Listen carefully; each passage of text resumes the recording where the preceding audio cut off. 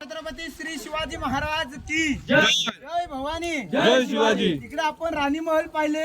राणी महलासमोर आपण दाशांची घरं पाहिली. त्या दासी ओट्याच्या समोर आपल्याला हे लाईनी 3 खड्डे बघायला भेटतात. पहिला 22 फूट, दुसरा 20 फूट आणि 18 फूट असे 3 खड्डे आहेत. धान्य कोठार. रायगड किल्ल्याला जरी शत्रूने 3 महिने किंवा 6 महिने जरी गाडाला वेढा दिला तरी याच्यामध्ये धान्य पुरेल एवढे धान्य याच्यामध्ये साठवलं जायचं. एमर्जन्सी धान्य कोठार होतं. स्वराज्याचं धान्य कोठार जर का आपण पन्हाळा पाहिला तर पन्हाळ्यावरती बघायला भेटतं गंगा, यमुना आणि सरस्वती असे 3 धान्य कोठार आहेत. वरतून टाकायचं, खालून काढायचं.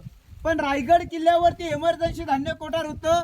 वरतून टाकायचं, वरती लाकडी शिडीने काढलं जायचं. इथे 3,500 लोकांना पुरेल एवढं धान्य साठवलं जायचं.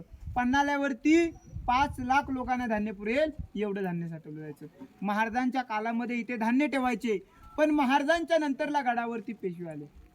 पेशव्यांनी याचा कैदी कोठार म्हणून वापर केला. छत्रपती शिवाजी महाराज धान्य ठेवायचे आणि महाराजांच्या नंतरला गडावरती पेशवे आले. पेशव्याने याच्यामध्ये कैदी ठेवले. महाराज जसे कैदी लिंगाण्यावरती आणि वासोट्यावरती ठेवायचे.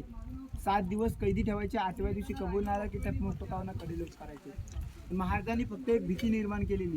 पेशव्यांनी याच्यामध्ये 8 दिवस कैदी ठेवले. 8व्या दिवशी कबूल नाही आला की हातपाय बांधायचे, टकमुक टकावनं कडेलोट करायचे. पण आपल्या राजाने कधीच कोणाला टकमुक टकावनं कडेलोट केलं नव्हता. फक्त एक भीती म्हणून निर्माण केली होती. हा आपण इथे धान्य कोठार पाहतो. याच्याच पलीकडच्या साईडला खाली पडलेले भिंती दिसत आपल्याला.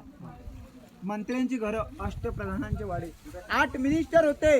मोरोपंत पिंगळे, हंबीराव मोहिते, अण्णाजी रतूर, रामचंद्र त्रिंबक, रामचंद्र नीलकंठ आणि निराजी रावजी अशा 8 मंत्र्यांची आपल्याला इकडे 8 घरं